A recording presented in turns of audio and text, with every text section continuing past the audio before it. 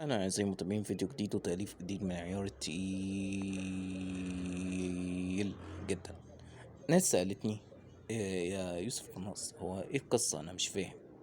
القصة بكل اختصار إن دول طلبة في كلية علوم اخترعوا قنبلة نووية لتدمير دولة موريتانيا.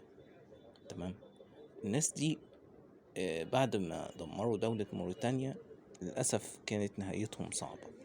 وهشوف يعني هوريكم التأليف كان عامل ازاي، وهعرض لكم كل حاجة في التأليفات يا أعزائي المتابعين.